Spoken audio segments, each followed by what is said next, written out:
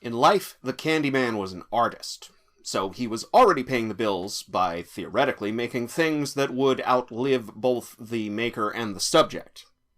A lot of Clive Barker's works deal with the many and various ways humans pursue immortality, and making art is certainly one of them. Probably the one that involves the least amount of bodily fluids, though you never really know until the end of the story with Barker. Every other successful path to immortality tends to come at the cost of what we'd usually call our humanity. Whatever that means. So whole zombie repertory companies populate Barker's early stories, and the living regularly come into contact with either the dead or with creatures that are going about their own particular sort of living. In Human Remains, a statue takes over the protagonist's life, to the point where he watches it weep over his father's grave with total marbled indifference. In Son of Celluloid, the title character is a tumor, the last remains of a long-dead ex-convict, that gains sentience after years of absorbing the collective emotions of theater audiences. And in The Forbidden, an urban legend manifests to a graduate student whose unbelief he considers an existential threat to his survival. Probably the only kind of existential threat you can have if you're an urban legend. "I am rumor," he says. "It is a blessed condition, believe me. To live in people's dreams, to be whispered at street corners, but not have to be. Do you understand?" Yes. To be, as Hamlet taught us, is to suffer the slings and arrows of outrageous fortune. To be rumor is to live an open-ended, everlasting existence, as long as your story is told, and retold, with each new telling adding new and interesting permutations. At least theoretically. Because that's how we get legends in the first place, urban or otherwise. The Forbidden is about bourgeois academia's separation from, indifference towards, and even paranoid distrust of the working classes of Thatcher's Britain. But we in America are just now, 30 years after this movie premiered, getting to a point where people can even talk about class in public.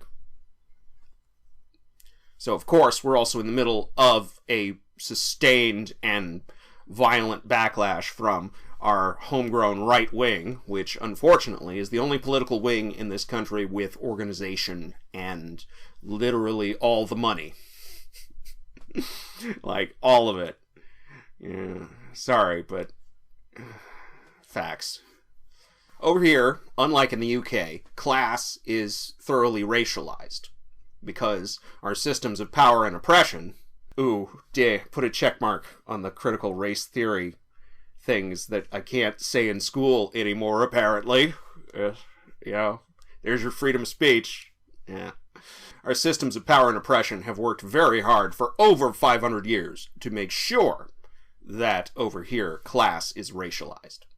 In the last century alone, we capped off both world wars and the Cold War, if we're being honest, with domestic red scares.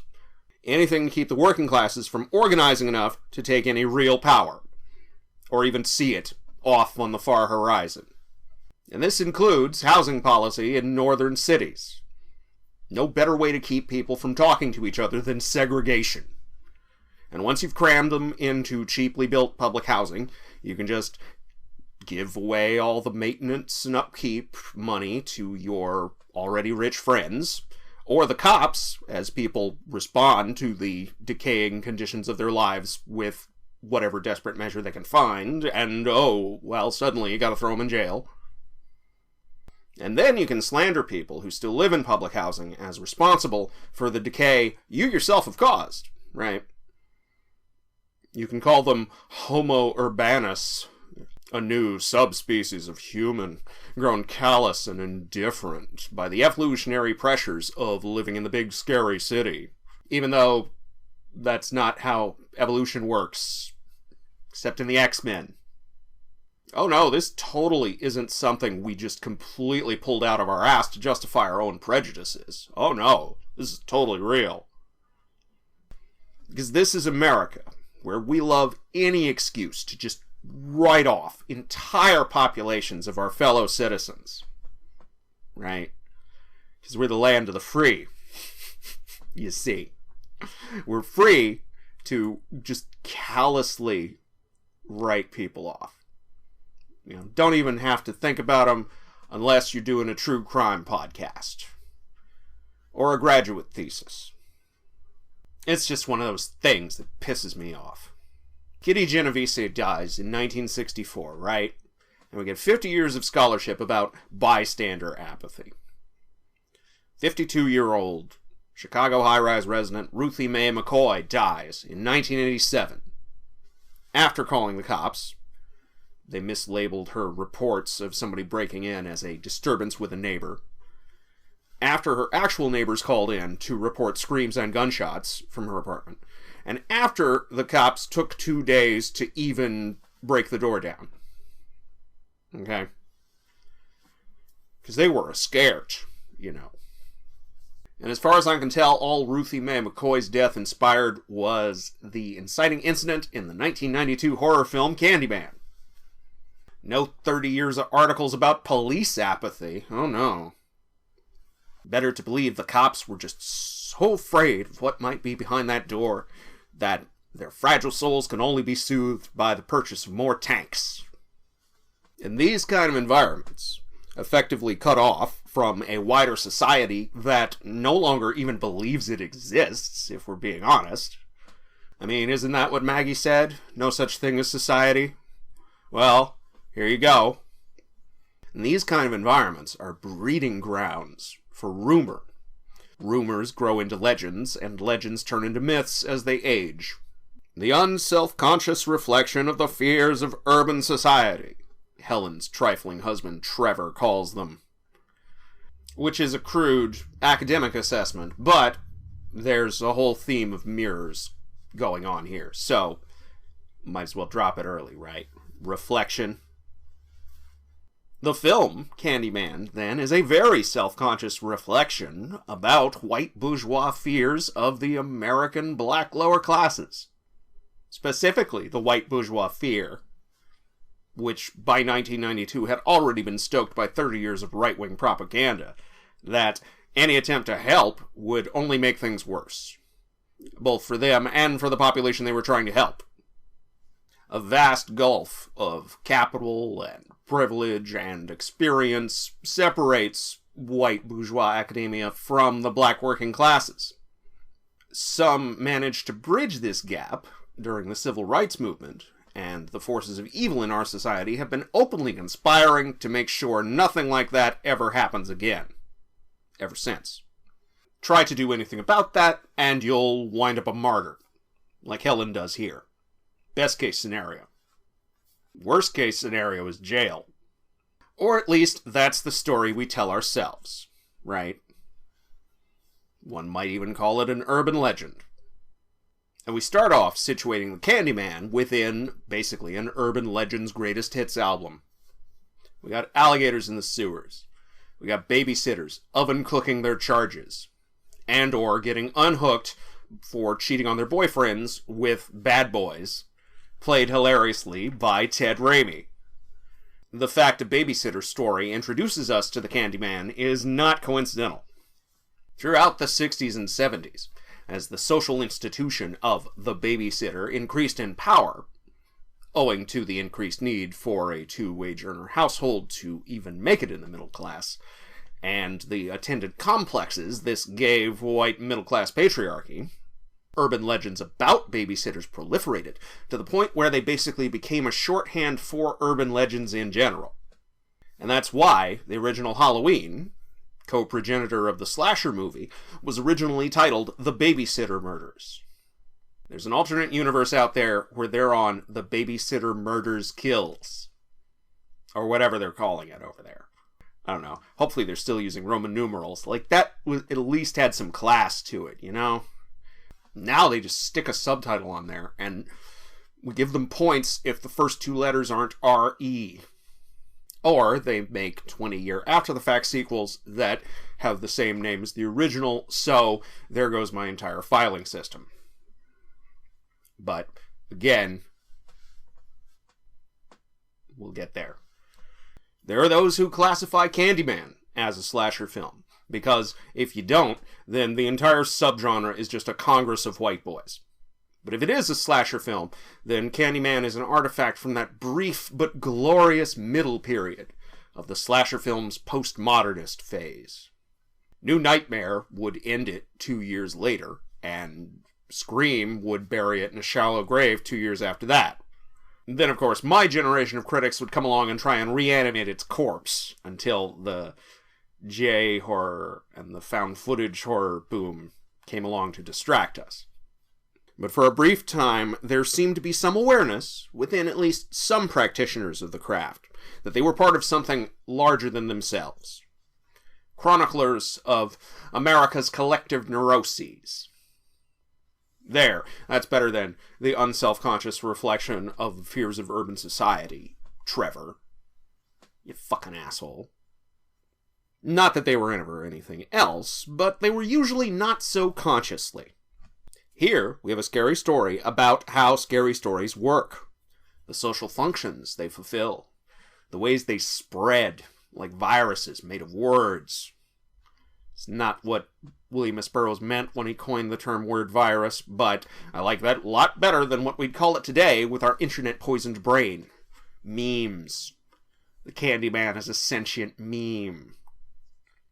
And it's about how scary stories are discovered, chronicled, and then rationalized by bourgeois academia. Where the scariest thing one usually encounters is a board cutting your funding, or an interminably awkward dinner party, or your trifling husband eyeing the freshies. And he gave the urban legends lecture early after he said he wouldn't, too, spoiling your sample population, the bastard. Cloistered as she is in the Skinner box of academia, Helen Lyle changes tracks when a couple of janitors tell her that the Candyman lives at Cabrini Green, and that he killed a lady there. She's Ruthie Jean here instead of Ruthie Mae, but still. This unsolved murder leads Helen to believe that she and her friend Bernadette might have a shot. At what, you ask?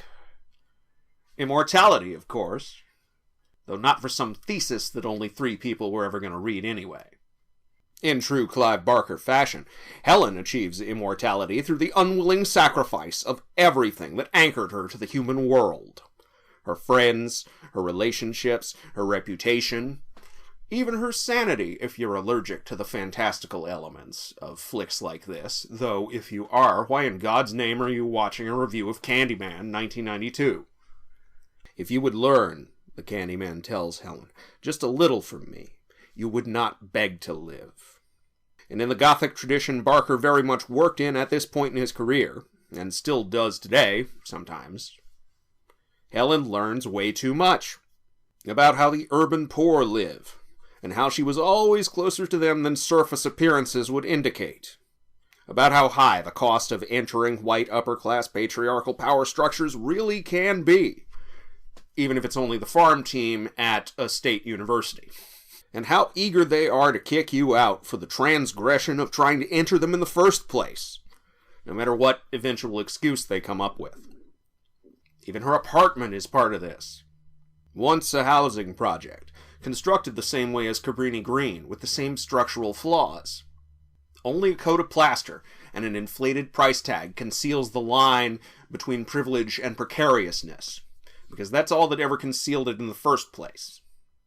But in his life, and for his time, the Candyman was not underprivileged. Quite the opposite, in fact. He had all the same dubious benefits of a bourgeois striver's education that Helen has in the present day. And he got kicked out of the class he was trying to enter in the most violent way possible. Meanwhile, in the present, a couple of ghostly frame jobs are all it takes to send Helen tumbling down the socioeconomic ladder. Into that true font of bourgeois American horror, our healthcare system. Where no one will believe you about anything. Until your ghostly stalker pops up. Give your shrink the ultimate prostate exam. Oh, don't worry, he only had 5 years left in him anyway. Too much red meat. What's funny to me now is, in Barker's original story, there really isn't all that much to learn. The dinner scene, which in the film reveals Candyman's origin stories quite well. I do love the Dracula lighting, and the way the sounds of it come in on the track, showing us that Helen is experiencing this, seeing it with her mind's eye, without having to actually show it to us. I mean, talk about classy. Is in the book more of a sly, slightly snide commentary on how generic the Candyman is as a concept. It's like Barker's making fun of himself before anyone else can, through the character of Purcell. The say his name in the mirror bit is straight from Bloody Mary, and hook hands have always been popular, especially in port towns like Barker's native Liverpool. And while I can't prove that tales of hook-handed maniacs had a renaissance after Disney made their Peter Pan movie, I can say that it came out the year after Barker was born, and then just let the correlation and causation confusions do my work for me, because that's something we YouTubers love to do a lot. So I think it's indisputable to say that this movie would not hang together without Tony Todd to make the Candyman more than the skeleton of bees he was in print. My fellow Star Trek fans, and those who watched the Night of the Living Dead remake, already knew Todd was one of, if not the, greatest character actors of our time. So casting him was already a great choice. His voice, for one thing, turns Barker's dialogue into some new god-tier level evil monologuing, even before they add the reverb, which, I get why they did it. It's supposed to be uncanny, make you think he's, like, talking in your head, because he's probably talking in Helen's head. Like, I like the shots where he talks and his lips don't move. Like, that's cool, but still. The stroke of actual genius came when he was given free rein to flesh out the Candyman's origin story. Everybody was, according to the director, but quite frankly, some needed it more than others. Bernard Rose has spoken of the Candyman as a quote-unquote Black Dracula, either ignorant of, or intentionally ignoring, Blackula and Scream Blackula Scream. But like Prince Mamuwald, and Francis Ford Coppola's Bram Stoker's Dracula, released the same year, we have here a murderous immortal, painted in the sympathetic light of his backstory. Played, in all three cases, and this is just one of those cool coincidences, by theater veterans who were not afraid to go big so that even the cheap seats know that they got skills. And how does Helen finally escape? Same way you escape any vampire, with a stake through the heart, or the beehive where the heart would be. As a portrait artist who fell in love with his subject before achieving immortality by becoming the subject of other people's scary stories, movie Candyman is actually so perfect a Clive Barker protagonist that he could be a self-insert character. The fact Todd came up with all this instead of Barker just makes it ironically delicious. Barker obviously lacked the perspective to come up with this type of character, but Todd was born in Washington, D.C., and raised in the Northeast Theater. And in America, you basically have two choices. You become the monster, or you become some other monster's victim. You're probably going to be both at some point in your life, so even that isn't really a choice. But you can see which one is preferable, right? Victims have some rights, yes, but monsters have power and agency. The two things our society denies almost everyone, except the stupid rich. Tony Todd's cool as hell is the point. Virginia Madsen's pretty cool too. Got a whole young Dana Scully look going on here. The two of them did ballroom dancing for this role, and while I didn't know that when I started this, I really should have figured. Movie Helen is more sympathetic than book Helen, though that's not a knock.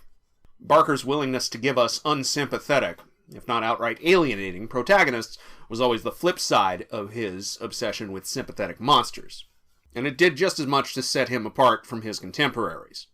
But by being played by a flesh-and-blood human whose every petty thought I am not privy to, I can at least see and feel some tragedy in movie Helen's downfall. If you really want to call Candyman to you, the truly magic words you should use are, "Candyman's not real." The whole saying his name in the mirror bit is pretty much just a formality. There are all of 2 short scenes between Helen saying Candyman's not real to her Cabrini Green tour guide, Jake, and the real, for lack of a better term, Candyman appearing to her in the flesh, so to speak. Vampires eat what they kill, but legends like Candyman eat belief. So he kills to perpetuate belief in his story, because that is the only way to continue his existence. And he implores Helen, "Believe in me." When she denies him, he begins killing those around her in an attempt to turn her into what he has become. Another urban legend. The scholar driven mad by her studies. Like something out of Lovecraft. But he's also trying, in his own hook-handed, as opposed to ham-handed, way, to communicate how they are reflections of each other. He tried to enter the upper crust once too, to the extent that he could. And they kicked him out in the most violent manner possible for the crime, in massive air quotes, of falling in love. By denying him, Helen is really denying the precarious position they're both in, and the righteous anger a knowledge of that precariousness can create. Anger, in Candyman's case, at the road America went down after the Civil War and the abandonment of Reconstruction. 100-year-long opportunity that America thoroughly, ignorantly, and proudly missed. If anybody other than Andrew Johnson had been president after Lincoln caught that bullet, we might have skipped out on the intervening 100 years of segregation and misery and lynchings and state-sponsored terrorist campaigns that just wiped out entire neighborhoods. By saying, oh, a community attributes the daily horrors of their lives to a mythical figure, Helen is denying the Candyman's entire life, as well as his grisly death.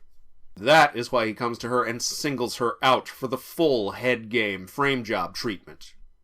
Oh, you're saying I'm not real? Well, how real are you? What is reality? How do you define the real?